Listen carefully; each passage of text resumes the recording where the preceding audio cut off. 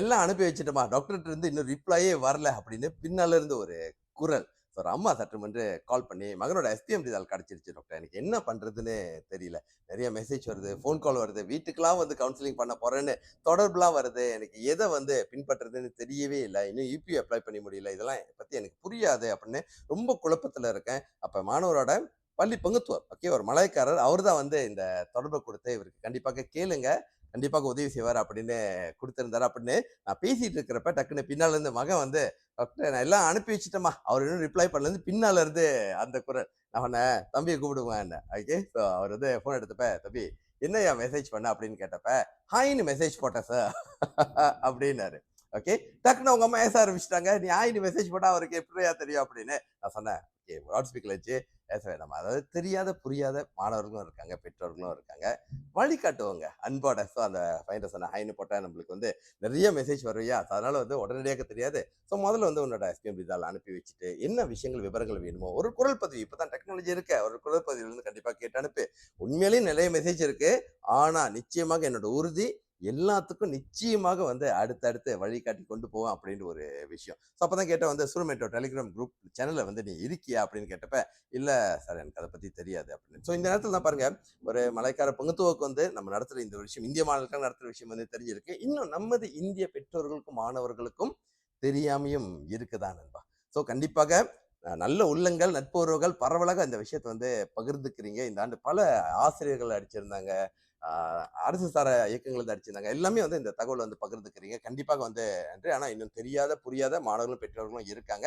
So கண்டிப்பாக எப்படி எங்களை தொடர்பு கொள்றது, அல்லது குறிப்பா சூழ்நிலையோட சேனல்ல வந்து எப்படி வந்து அவங்க பின்பற்றுறது, அதை கரெக்டா ஃபாலோ பண்ணிக்கிட்டு இருந்தாலே வந்து ஆக்சுவலி நிறைய விஷயங்கள் நிச்சயமாக தெளிவாக கரெக்டா யுபியு, ஐபிடிஏ ஆப்ஷன்ஸ் என்ன அது கிடைக்காத பட்சத்துல வேற வாய்ப்புகள் இது எல்லாத்தையும் தெளிவாக வந்து அவங்க வழிகாட்டுதல நிச்சயமாக ஃபாலோ பண்ணலாம். அண்ட் எஸ், அதே நேரத்துல ஒரு 2 நாளைக்கு முன்னாடி வீடியோ போட்டிருந்தேன். இந்த வருஷம் அடுத்த வருஷம் எஸ்பிஎம் எழுத போற மாணவர்களை நேரடியாக போய் சந்திச்சு ஒரு Q&A நடத்திருந்து.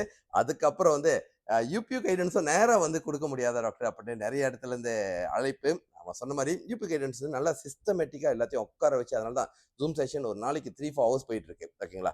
பட் கண்டிப்பாக நேரா போயிட்டு சந்திக்கிற அந்த ஒரு ஃபீல், அந்த உணர்வு கண்டிப்பா பிள்ளைங்களா உங்களையும் நேரா பார்க்கணும் ஆர்வமா தான் இருக்கு. நிறைய அழைப்பு. பட் இந்த ஞாயிற்றுக்கிழமை தேதி என்னங்க நீங்களே செக் பண்ணீங்க. இந்த ஞாயிற்றுக்கிழமை காஜாங்க்கு வந்து வரப்போறோம். நானும் டாக்டர் சஞ்சய் நேரடியாக வந்து எஸ் மாணவர்களை சந்திக்கிறதுக்கு காஜாங்க்கு வரப்போறோம்.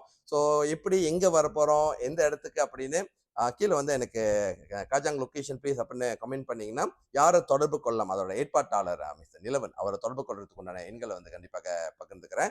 ஸோ காஜாங் வட்டாரம் இந்த ஞாயிற்றுக்கிழமை என்ன தேதிங்க, இன்னைக்கு வந்து 30 ஏப்ரல் அப்படின்னா, ஏன்னா அந்த வீடியோ லேட்டா பார்த்துட்டு போறீங்க. ஸோ இன்னைக்கு 30 ஏப்ரல் அப்படின்னா அந்த ஞாயிற்றுக்கிழமை என்ன தேதின்னு வந்து நீங்களே டிசைட் பண்ணிக்கங்க.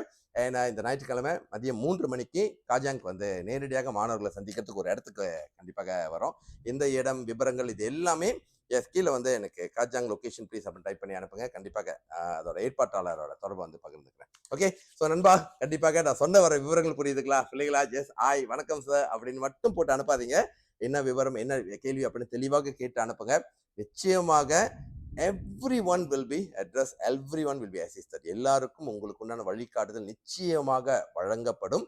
யாருமே வந்து மிஸ் அவுட் ஆக மாட்டேங்க, கவலைப்படாதீங்க. கொஞ்சம் முன்ன பின்ன தாமதமா இருக்கும். ஈவன் அந்த தம்பி கூட இப்பதாங்க காலையில மெசேஜ் பண்ணியிருந்தாரு. நான் சில பேருக்கு இப்பதான் 3 நாளைக்கு முன்னுக்கு பண்ண மெசேஜ் கூட ரிப்ளை பண்ணியிருந்தது தானே. ஓகே. ஸோ கண்டிப்பாக புன தொடர்புக்கு வந்து மேல வயல லிங்க் இருக்கு. ஸோ கண்டிப்பாக இந்த தகவல் வந்து பகிர்ந்துக்குங்க. நம்ம ஒருவருக்கு ஒருவர் வந்து தகவல் பரிமாற்றங்கள், சரியான வழிகாட்டுதல் இது எல்லாமே சரியான பாதையில் நிச்சயமாக கொண்டு போகணும். நண்பா, வெற்றி வணக்கம். டாக்டர் புனித்.